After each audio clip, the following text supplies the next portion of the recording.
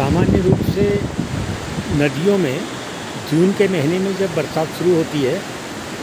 तो बरसात शुरू होने के पहले ही सप्ताह में गदला पानी आता है और चौमासा आधा आधा ख़त्म होने तक वह पानी फिर साफ़ होने लगता है। इधर पिंडर नदी में ये जून के अंतिम सप्ताह में पानी गदला हुआ था। जून के बाद जुलाई, अगस्त, सितंबर, अक्टूबर, नवंबर का महीना अब बीतने को है, लेकिन पानी में जो गदलाहट है, पानी में जो ये मलुआ है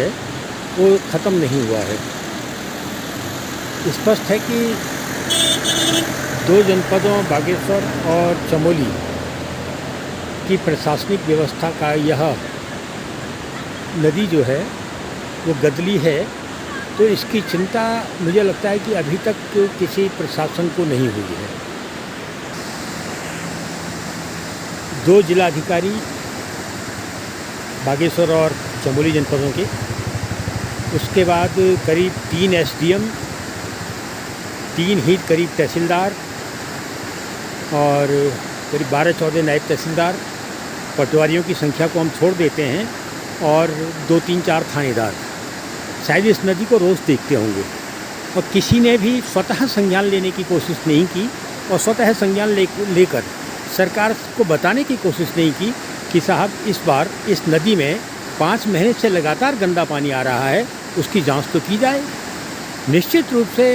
यदि नदी में लंबे समय तक गदला पानी आ रहा है तो चिंता का विषय होना चाहिए, क्योंकि ये पिंडर नदी जिसको मैं आपको दिखा रहा हूँ, ये गंगा के निर्माण की 5 जो प्रमुख नदियाँ हैं उसकी मुख्य सहायक नदी है ये। और यदि पिंडर का ये 30-40 किलोमीटर का क्षेत्र गदले पानी से चल रहा है 6 महीने से 5 महीने से, निश्चित रूप से पिंडर की पारिस्थितिकी को ये पानी बहुत बुरी तरीके से प्रभावित कर रहा है। यदि पिंडर की पारिस्थितिकी प्रभावित हो रही है तो अलकनंदा की भी को भी वो प्रभावित करेगी।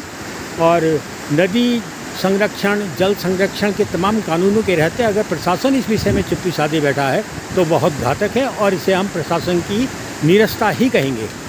हम उम्मीद कर सकते हैं कि बागेश्वर और चमोली का जो प्रशासन है वो इस